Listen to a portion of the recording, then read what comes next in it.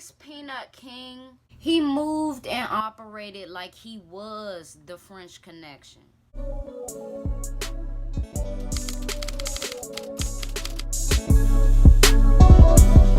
What's up, y'all? It's your girl B Octavia, and I am back with another video. Welcome to my channel, or if you're not new, welcome back to my channel. We will be talking about a Baltimore street legend whose name held the weight of a high-ranking general in the late 70s to early 80s. Maurice King was the man to answer to in the Baltimore drug trade. Baltimore wasn't known as Charm City for nothing. The glamorous lifestyle that pimps lived in the prime of prostitution was one and the same for many drug dealers like Mr. King, and many after him followed suit with his style, way of living, and smoothness with how you talk and walk. The lane that Maurice Peanut King was in was heroin, which in my opinion was and still is the most profitable drug to sell, but also selling that drug can guarantee you extensive jail time. And although Mr. King did not have the French Connection like we talked about in Frank Matthews' story, he moved and operated like he was the French Connection.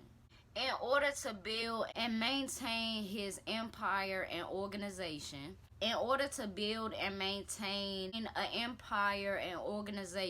you have to have a solid foundation. Under his authority, and only his, Mr. King created the Peanut King Mob. The Peanut King Mob was a notorious Baltimore crew that was well respected, feared, and known up and down the East Coast. And with having a strong crew and building his empire and maintaining it for a decade and some change, Mr. King acquired millions and millions of dollars. We will get into the alleged amounts further on in this video. But right now, what I like to talk about is a person's background, so we can know them a lot more. We can get to know them a lot more, what they went through and what they put themselves through. Maurice Peanut King came from a very rough area in Baltimore. He came from Holbrook Street. He was birthed by a single mother of 5. When he and his siblings were very young, she became divorced and she was left to raise 3 boys and 2 girls all by herself. He was her youngest and most hard-headed child, going from petty theft to burglary in a matter of years. A lot of Peanut's youth started to be constant phone calls from the juvenile lockup for the mother to come pick up her son from wherever he done did, right? Miss Helen King raised all of her children with manners. They were raised to know to say yes sir, yes ma'am, and was also taught to understand right from wrong. But sadly, as we know from experience and from witnessing it, that good behavior can only be maintained when the person that implemented it is right there or is in arm's distance. When Peanut started climbing out the window, it was the start of what his mom couldn't control. Peanut's run-ins with the law started at the young age of 7 years old. And the common denominator in the black youth, too, is why this pattern starts and picks up, is poverty. Poverty can turn the sweetest person into a criminal, into somebody who does petty theft, and it quickly escalates to bigger and more serious crimes. It can turn the sweetest person or a person that was raised right, with a good parent who really loved them, into a lot of things that are negative because you rationalize, maybe I get to feed myself tonight. Maybe I get to feed my whole family. Maybe I get to feed my siblings. if not too many questions come asking how I got it. So from the age of 7 to about 16, Mr. King recalls being charged over 30 times. His first adult conviction came at the age of 17. He received 8 years for armed robbery. From that conviction, Mr. King spent about 3.5 years behind bars, and all the while he couldn't forget one of the last things that his mother told him before doing his bid. She told him that the penitentiary was for everything that he got away with. Something I want to note and something I want to say is I pray for all the mothers in Miss Helen King's position at this moment in time. Not many people talk about the pain that a very loving parent goes through, the stages of emotion, the deep disappointment that a mother or a parent in general goes through, because I feel like they do that time too. Your parents don't stop loving you once you are behind a wall, but if you don't change your life, it's not much that they can do or say anymore. And I'm sure that that's like a hopeless feeling. So any parent that's in that position right now, I'm praying for you. So after Maurice Peanut King's conviction, he got out and hit the ground running on the empire that he wanted to create. In Maurice Peanut King's prime, it was alleged that he was making $25 million a year from the heroin trade, as well as gambling, which he became very successful at. Many people will think that speaking on a drug dealer's profits is in some ways glorifying their lifestyle. And that's not my point or my angle. Within talking about what a drug dealer has obtained, we must not forget to talk about all of the negative effects, because I feel like in a sense that's where people be coming from when they say that certain people is glorifying the lifestyle when talking about it. And a lot of it does sound glamorous until it's not. And within this story, I can't forget to mention the overall impact of drug dealers on Baltimore as a whole. I remember going through Baltimore and having to go to Baltimore for several different school trips, and they do have a beautiful city. But I couldn't help but think about what Baltimore looked like in its prime, what the neighborhoods look like in its prime. Baltimore is filled with a lot of abandoned homes, and they have a beautiful structure to them. So it makes no sense why it is the way it is. But I think that drug dealers and in that era is when Baltimore fell apart. Baltimore fell apart when a lot of Baltimore's drug dealers got rich. There was always drug use in the black community. A lot of people have yet to mention soldiers coming back from World War One and World War Two, internally damaged. On the outside, they may be damaged, but very, very misunderstood.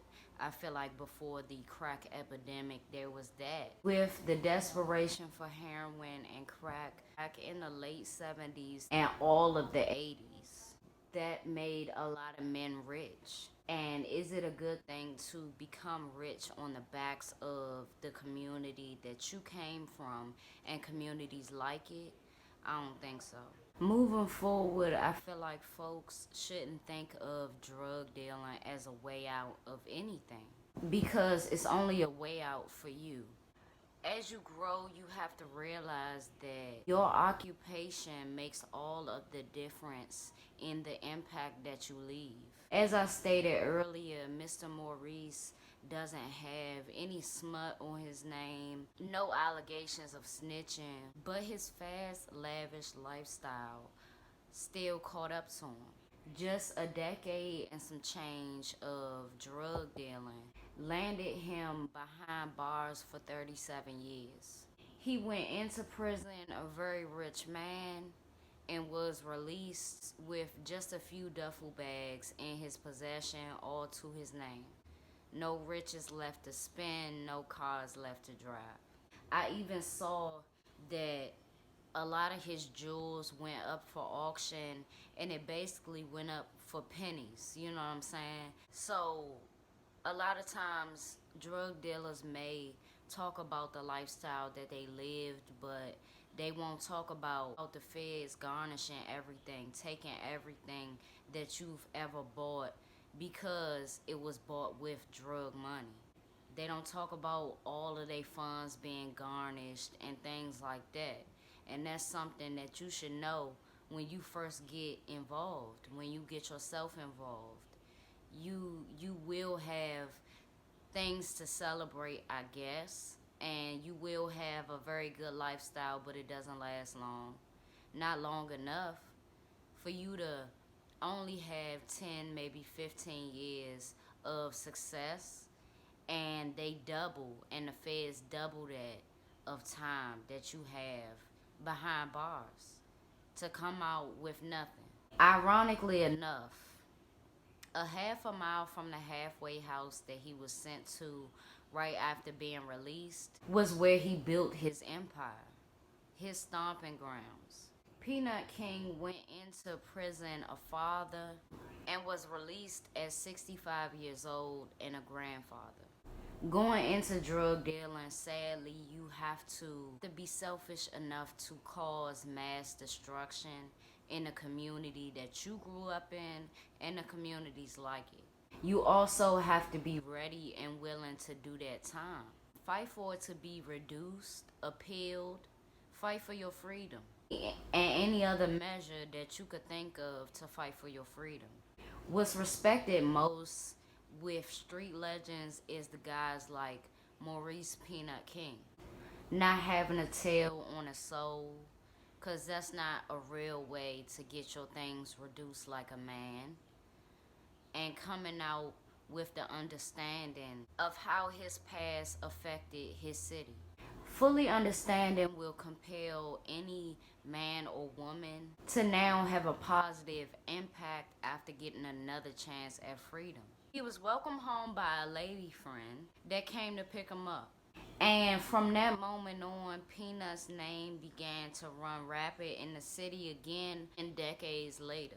News that he had been released spread quickly in the Baltimore streets, on social media, etc. Baltimore rapper Young Moose was one of many that gave Mr. Maurice King a warm, positive welcome home. Since his release, Maurice King has been a part of many community building events like the Unity Engagement Walk in East Baltimore. That specific movement highlights over 900 black men from various walks of life, but focused on one mission: saving the lives of Baltimore's black men, and especially its black youth and juveniles. And honestly, this is what it's all about. I feel like it's all about the youth of today acknowledging our elders, acknowledging their past and who they want to be now, and us coming together. We may be decades apart, you know what I'm saying? We may be born decades apart, but that doesn't mean that we can't come together and make a difference, hear each other out, and things like that. So it's very good to see that not only a young gentleman acknowledge an elder and know of his city's past. Once you do that, you set a certain standard, and other young men will follow that pattern. And let me just say this, it's not glorifying anything of a person's past by commending them for the progress that they're making now. I don't want to hear of nobody making excuses to as why they sold drugs, to as why, because you can rationalize it in your head, but the damage and the facts are that there was damage done. in the community that you grew up in the cities and states surrounding. You know what I'm saying? And not a lot of people were positively impacted by that.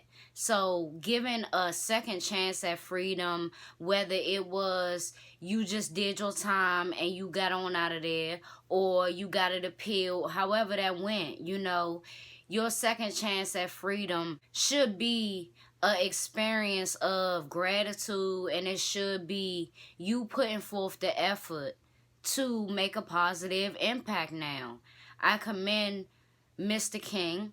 I commend Maurice King for not only putting his stamp on Baltimore, for style, for having a debonair type of way of moving. You know, it influenced a lot of people to think of business and not think of necessarily killing and robbing and things like that, even though, you know, you can't say one is better than the other.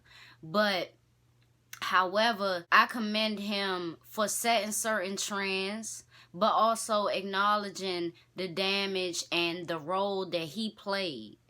Not a lot of men would do that, regardless of the time that they were sentenced, regardless of the time that they actually had to sit down. And it's people like this that young men and young people in general will listen to, because you don't have to necessarily go through everything that a elder has went through to learn from it. You know, to learn right from wrong, and to learn how to apply certain business mindsets to a legal route.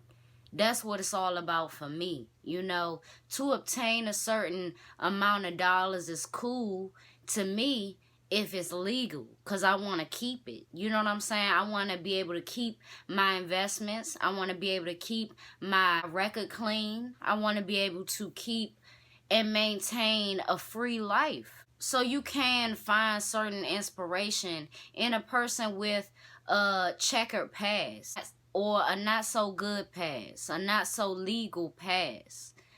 That's what it's all about for me. And I hope that from Maurice King, y'all done learned something. Shout out to Be More. It's a lot more people from Be More that's checking in. And I want to say I appreciate y'all. Y'all the ones that really, every time y'all say Be More, I'm like, okay, I got to get Be More out the way. I got to think more about Be More. So here I am. It's your girl, B. Octavia. Thank y'all for watching. Thank y'all for tuning in to yet another video. And Happy New Year. Go over and subscribe to my second channel. More uploads on there coming soon. And I'll see y'all.